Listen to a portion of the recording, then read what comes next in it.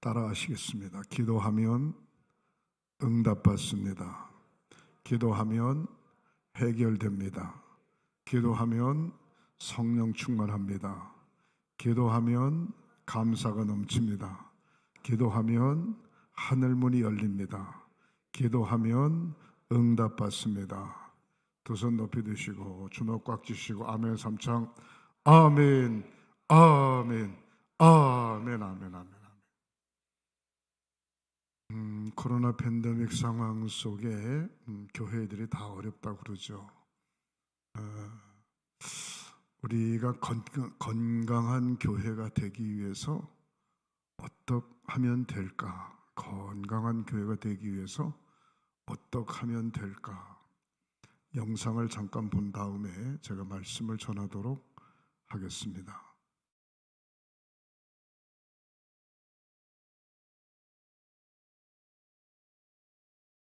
일반 사회에서는 뭐 트렌드 코리아라든지 이런 책들이 트렌드 책들이 있는데 그럼 교회도 트렌드 책이 있어야 되지 않냐 이런 요구를 참 많이 받았어요. 그런 상태에서 이제 저는 조사 통계 전문가니까 그런 조사 통계 데이터를 베이스해서 트렌드 책을 좀 만들면 좋겠다. 그러다가 올해 초에 기아 대책을 만나게 됐어요. 지원을 받으면서 이 책을 이제 집필하게 됐어요.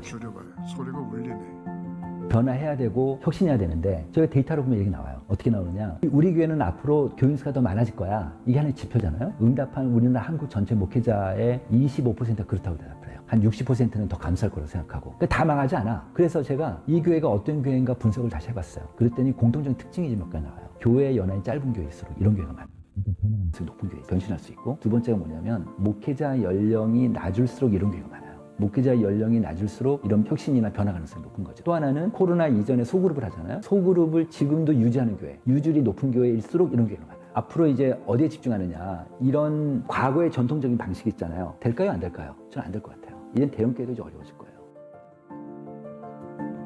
대형교회 목회자들이 하나 착시 현상이 하나 있을 거예요. 분명히 저는 데이터 보면서 보였어요. 코로나 전하고 지금하고 교회가 완전히 양극화, 특히 헌금에 있어서 대형교회는 헌금이 다 거의 다 들어와요. 괜찮아요. 그런데 소형교회는 어려워요. 과거보다 훨씬 더 안 들어오거든요. 그러니까 더 어려워지는 거죠. 그러니까 대형교회는 기본적인 사역은 과거 대비로 한 30%, 40%, 50%밖에 못하고 있는데 뭐 전도라든지 성령 공부라든지 뭐 소그룹이라든지 여러 가지 것들이 다 30, 40%, 40, 50%밖에 못하고 있는데 헌금은 다 들어온 거예요. 그러니까 우리 교회는 괜찮아라는 착시가 있는 거죠. 자, 보세요. 개신교인들이 다 액티비티가 다 떨어지니까 신앙이 낮아질 거 아니에요. 그럼 장기적으로 어떻게 될까요? 로열티가 떨어질 거 아니야. 그럼 헌금 줄어들 거라고.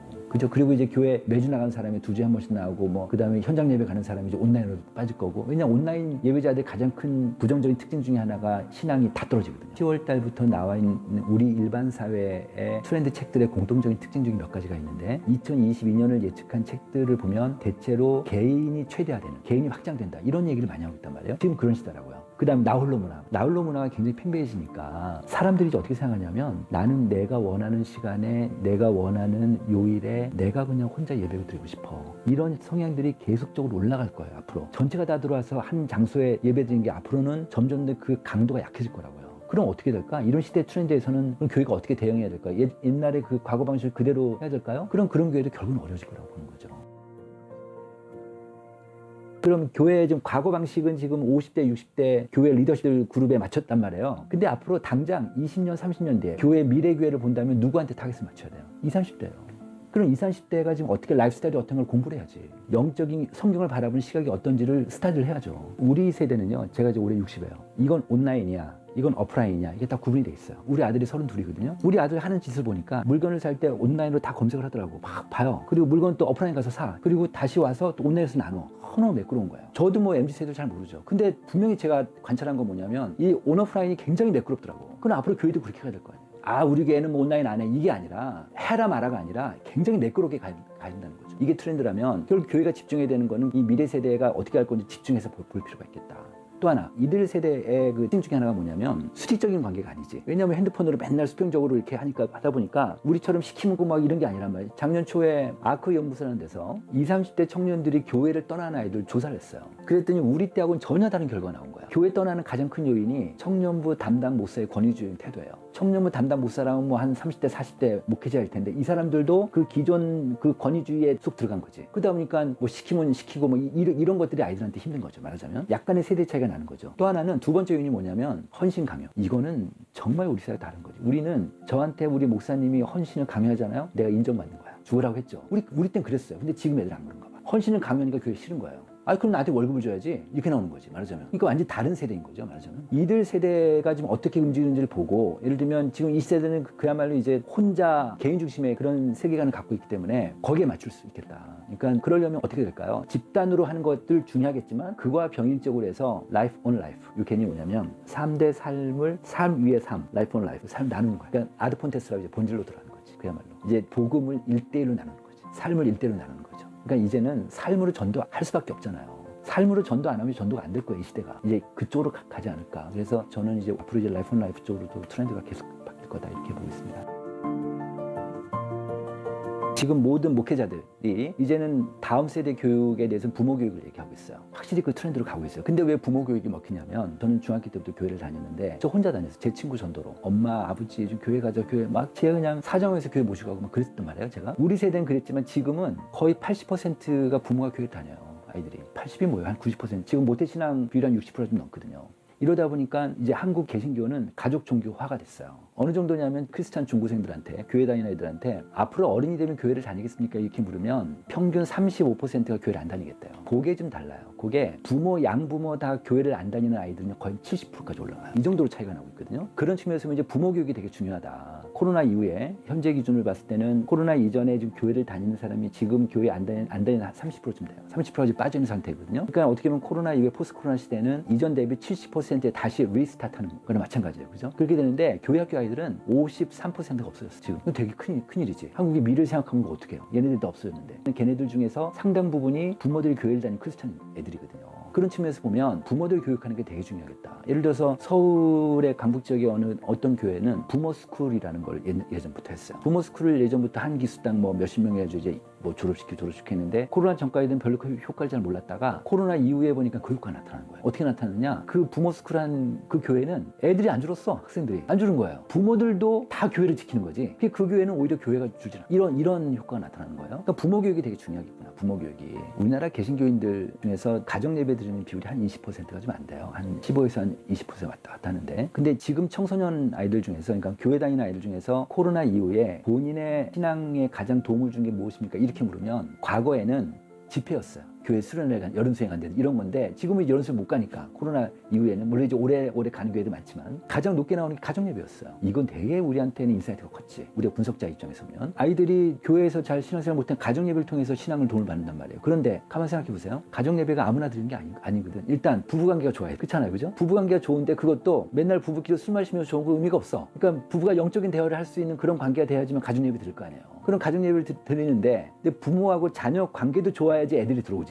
관계 안 좋으면 안 들어올 거 아니에요. 그러니까 이게 교회학교 아이들, 그러니까 주일학교 아이들 교육을 계속 새끼줄 타고 들어가면 결국 부모 교육이더라고. 부모 신앙 교육을 잘 해야 그래야 아이들도 교육시키고 그 아이들이 의사결정을 부모가 해줄 수 있다면, 도와줄 수 있다면 그럼 되는 거 아니에요. 소그룹 활동자하고 소그룹 활동하지 않는 사람 비교를 했어요. 이 두 그룹을 똑같이 샘플링을 해가지고 그래서 신앙생활 전체를 다 비교를 해봤어. 그랬더니 기도하는 거, 말씀 있는 거, 심지어는 밖에 사회봉사하는 거까지도 모든 인덱스가 두세 배가 차이가 나요. 이쪽이. 실제로 전도는 소그룹 활동자가 비활동자보다 4배 차이가 나요. 전도는. 그리고 소그룹 활동자가 비활동자보다 현장 예배를 더 잘 나가요. 되게 특이하죠. 교회 소속감을 물어봤어요. 귀하가 다니는 교회 소속감이 얼마나 있습니까? 뭐 매우 강하다, 약간 있다, 별로 없다, 전혀 없다 이렇게 해서 설문을 했더니 매우 강하다 응답률만 갖고 비교를 해봤어요. 현장 중직자들 있죠. 그 교회 중직자들보다 소그룹 활동자가 더 소속감이 높아요. 그래서 어느 교회가 소그룹을 잡고 가느냐가 승패. 지금으로서는 그래요. 일반 국민들한테 조사를 했어요. 귀하보다 몇 살 위면은 세대 차이를 느끼십니까? 이렇게 물었어요. 그랬더니 평균 몇 살 나왔을까요? 6살 나왔어요. 6살 위면은 자기가 세대 차이를 느낀대. 그러면 귀하보다 나이가 몇 살 아래면은 세대 차이를 느낍니까? 이랬어요. 그랬더니 그것도 평균 6살이 나왔어요. 그럼 플러스 마이너스 12살이죠? 우리가 한 세대 그럼 몇 년이에요? 30년이잖아. 근데 지금 12년이야. 12년을 벗어나면 이제 세대 차이 느끼는 거죠. 그러니까 전통적인 교회를 보면 전통적인 교회에서 구역 예배가 있어요. 뭐 속회라든지 구역 예배가 있으면은 구역장들이 보통 누구예요? 권사님들이잖아. 권사님들 뭐 60대 뭐 70대 권사님들이 구역장 하잖아요. 그러면 교회 속으로 쑥 들어가서 그 구역을 한번 관찰해 보세요. 보통 이제 한 구역이 한 30가구, 40가구 정도 된다고 하면은 뭐 그 가구에 있는 일부만 나가잖아요. 그럼 6, 7명이 나간다 그러면 그 사람들의 나이를 한번 보세요. 구역장하고 플러스 마이너스 12년이 될 거야. 왜냐하면 넘어가면 세대 차이니까 안 나가지. 그럼 보세요. 구역장이 우리나라 현재 지금 전통적인 교회에서 구역장 나이가 평균 60이다. 그러면 밑으로 6살이니까 40대, 30대는 소그룹이 없어요. 40대, 30대를 소그룹으로 끌어들일 만한 그런 기대가 없는 거예요. 그래서 소그룹을 어떻게 하느냐? 30대 리더를 만들고 40대 리더를 만들고 연령대별로 다시 나눠야 되는 거예요. 이게 되게 중요하죠. 근데 이게 소그룹을 바꾸는 게 쉽지 않죠. 근데 왜 쉽지 않을까요? 소그룹 리더를 키워야 되니까. 뭐 목사님 소그룹 만든다고 다 만들게 해주는 게 아니거든. 그 리더를 키워야 되는 것부터 먼저 시작해야 되는 거죠. 미국의 세르백 처치라고 있어요. 그 리고네 목사님. 그 교회가 제가 듣기로는 소그룹이 한 7,000개 정도로 운영이 돼요. 되게 많죠. 엄청 많아요. 우리나라에 지금 소그룹을 제일 많이 하는 교회가 지구촌 교회인데 거기 한 매주마다 3,000개 정도가 돌아가요. 지구촌 교회가. 거긴 더 많죠. 그리고 그 교회의 소그룹 시스템을 좀 이용하는 소그룹이 한 2만 개 있어요. 그 교회는 어떻게 되어 있냐면 그 교회 사이트에다가 누구나 소그룹을 만들 수가 있어. 누구나 자기가 원하면 만들 수 있어. 이런 주제로. 그러면은 만약에 나는 볼링반을 만들고 싶어. 올리면 돼요. 대신에 리고네 목사님이나 거기 리더들이 소그룹 리더들을 위한 강의가 있어요. 그거 다 들어야 돼. 하려면 얼마든지 할 수 있지. 근데 그게 하는 게 힘들잖아요. 나이가 많으면 힘들거든. 그래서 나이 많더라도 갈렙처럼 열정 있는 목회자들이 한국교회에 정말 많이 나왔으면 좋겠다. 그 한번 시도해보고 또 시도해보고. 제 생각에는 뭐 가장 유일한 방법 중에 하나가 소그룹이에요. 소그룹을 얼마나 확산시킬 수 있는가, 연령대별로 확산시킬 수 있는가가 한국교회 관건이 되겠지.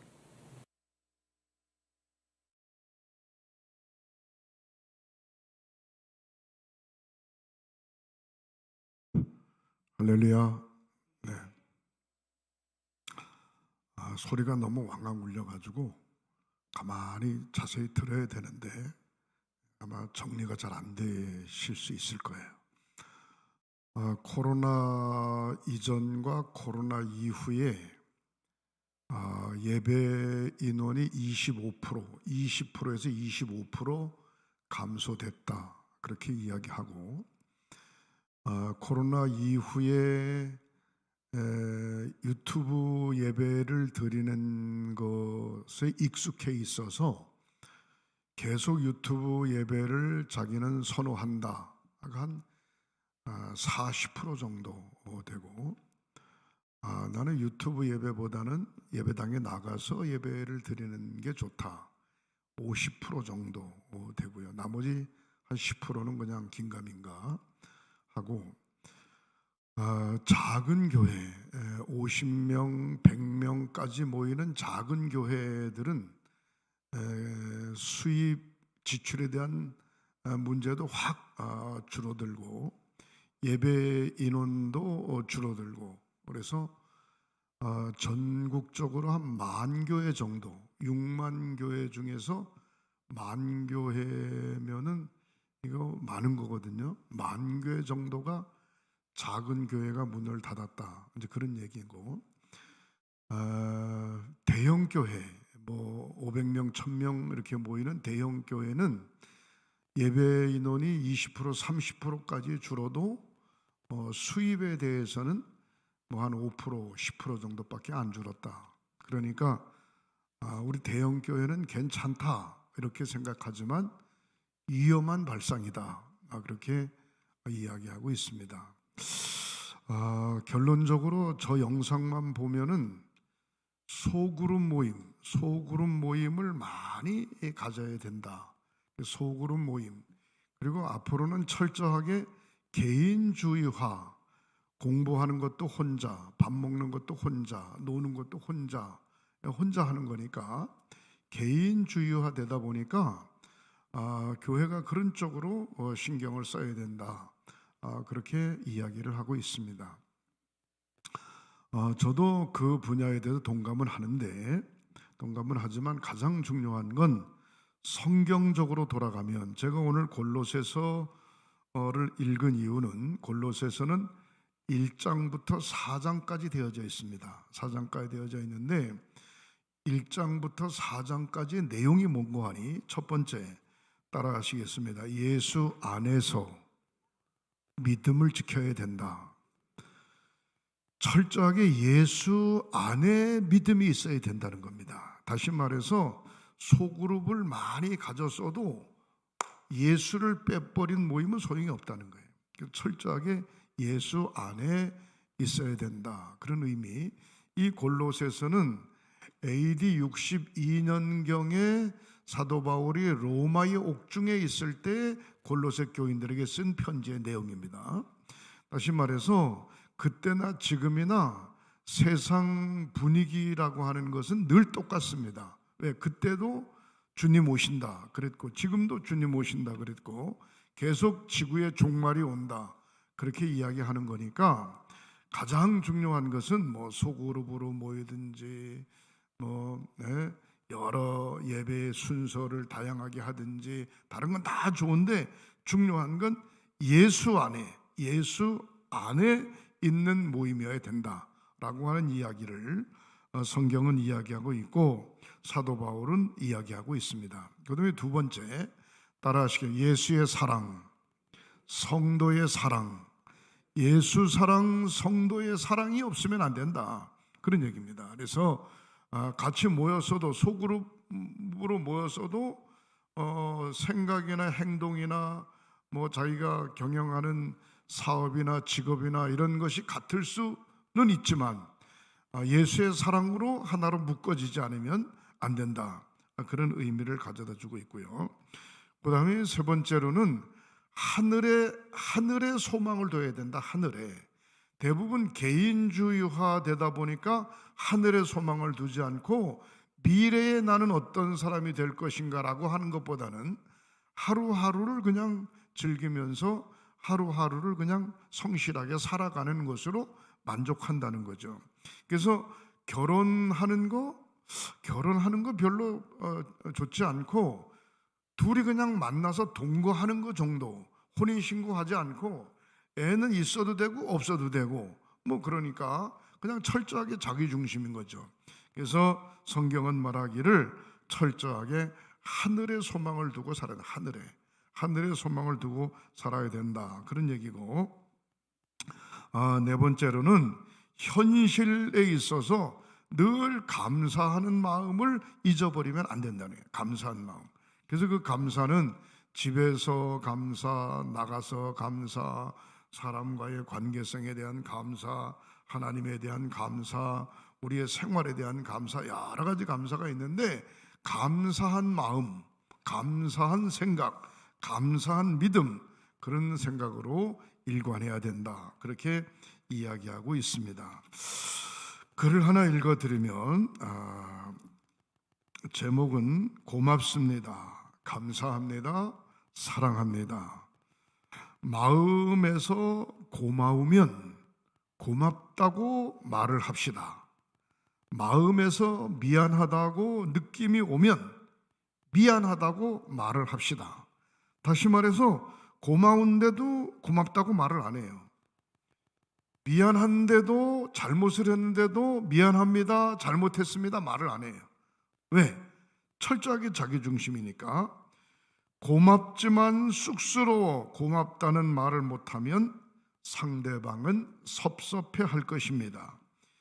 미안한데 쑥스러워 미안하다는 사과를 하지 않으면 서로와의 관계에 불신이 생기게 됩니다. 아이한테도 고마우면 고맙다고 말합시다. 부모님에게도 고마우면 고맙다고 말합시다.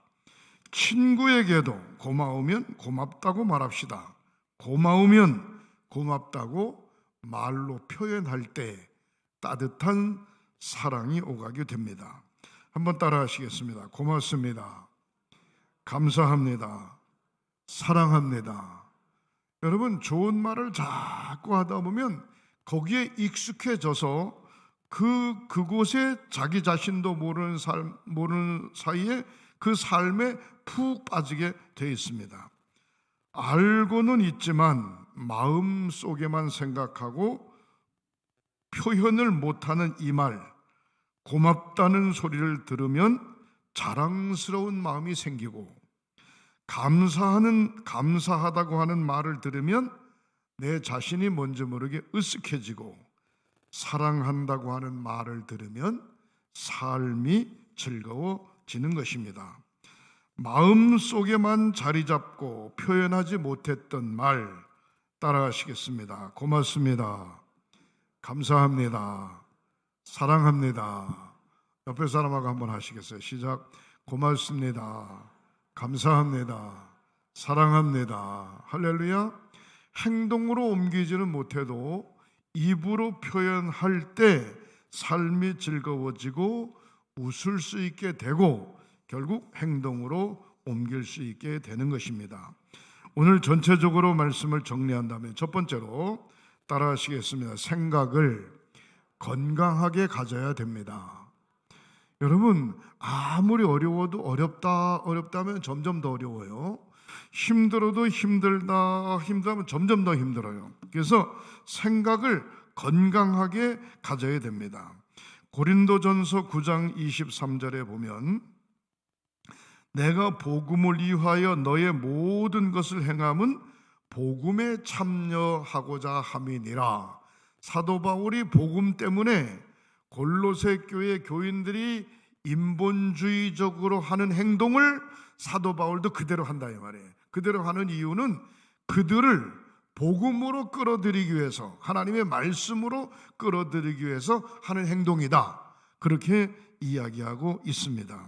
다시 말해서 교회 밖에다가 초점을 두는 이유는 그들을 복음으로 하나님의 전으로 끌어들이기 위해서 교회 밖에다 초점을 두는 것이고, 베푸는 것도 마찬가지고 선교의 비전을 갖는 것도 마찬가지고 그들을 복음으로 이끌어들이기 위해서 하는 거다, 그런 얘기입니다.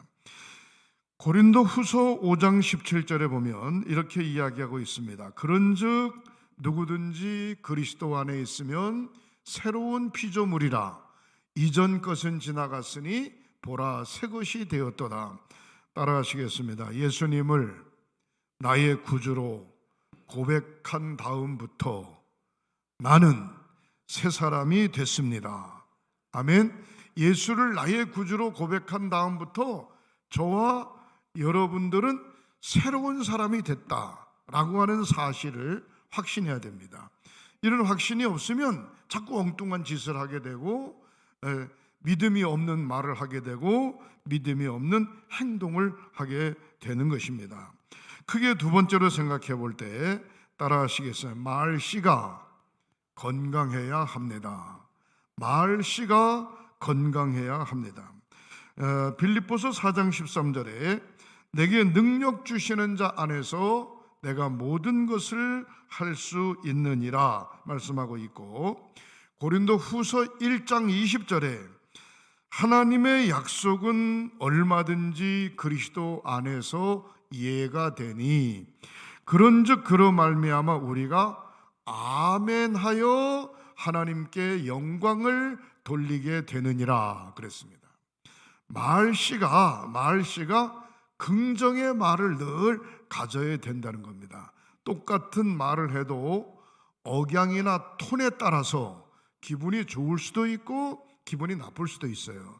중요한 것은 상대방이 들었을 때 억양이나 톤에 대해서도 적절하게 잘 사용해서 상대방이 들을 때 기분이 좋다, 마음이 평안해진다, 힘이 생긴다, 이렇게 될 정도로 따라하시겠습니다. 격려와 칭찬이 있어야 됩니다.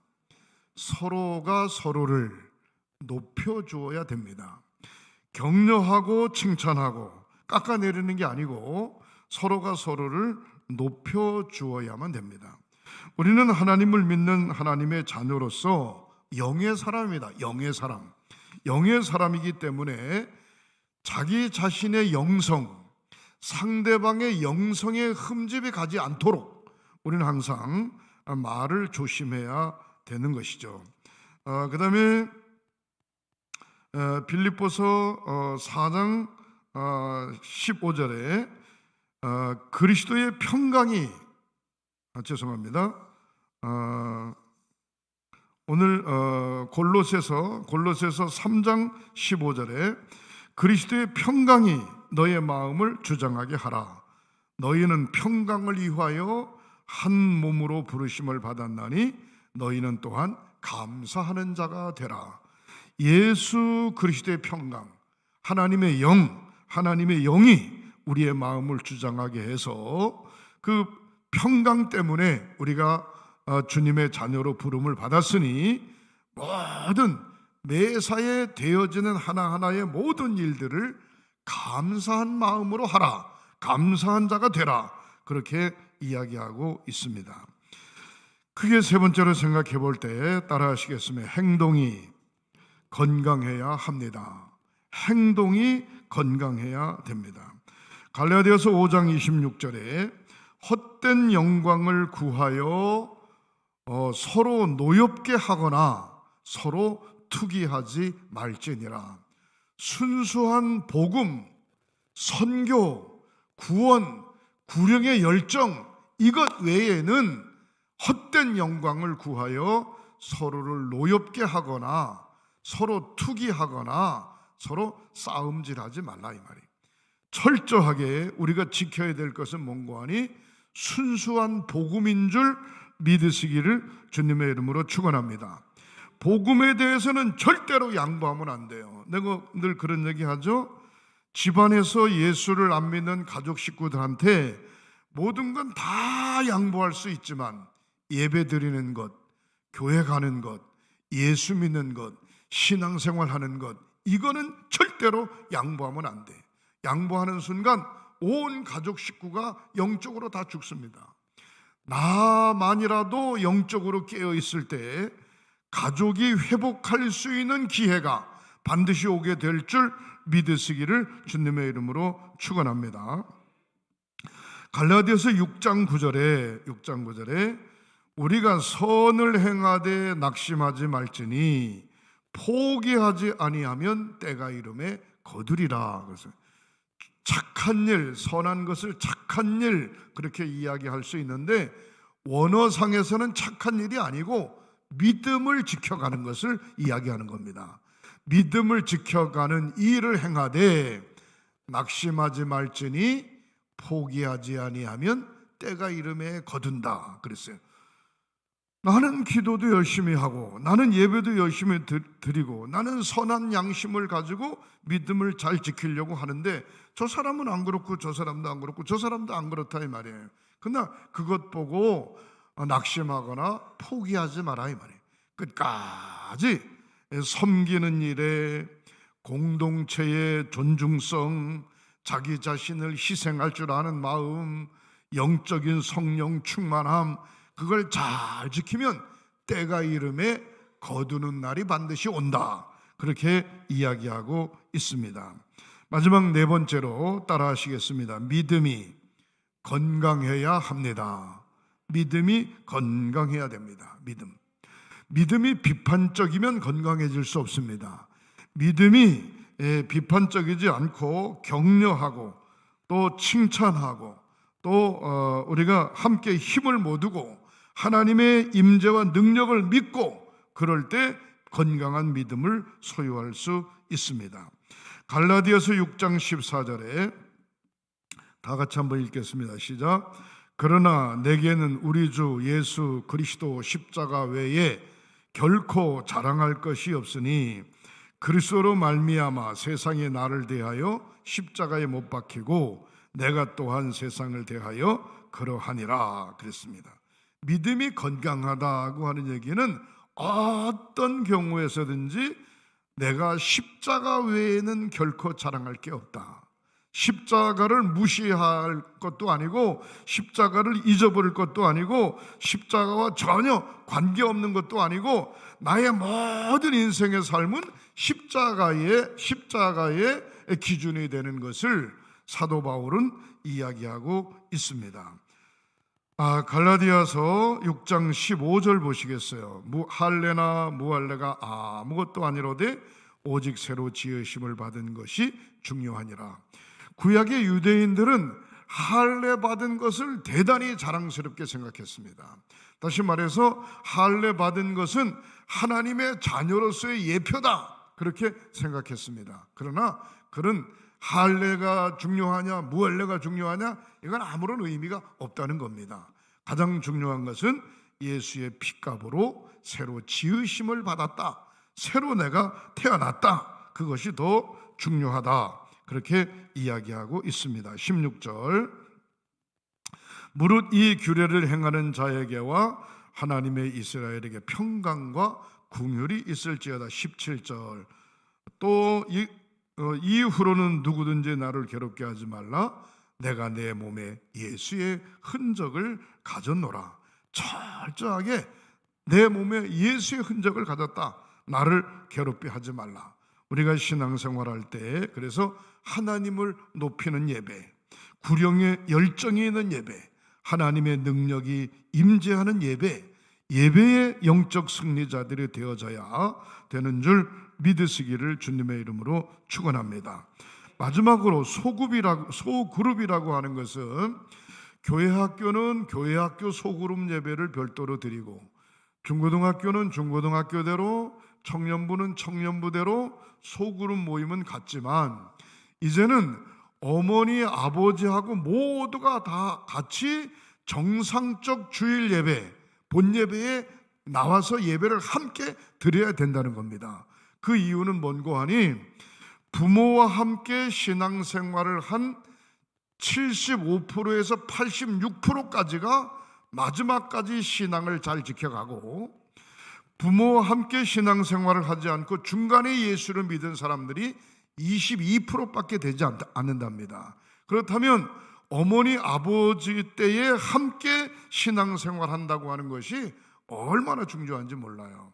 그래서 우리가 윤보한 감독 교회에 제가 부흥회를 한번 간 적이 있는데, 그때 윤보한 감독님이 예배할 때에, 저녁 예배 때 찬양을 2번 하는 거예요. 특별 찬양을. 한 번은 어른들이 특별 찬양을 하고, 한 번은 초등학교 학생들이 나와서 특별 찬양을 하고, 그 2번을 하는 거예요. 어른하고 아이들하고.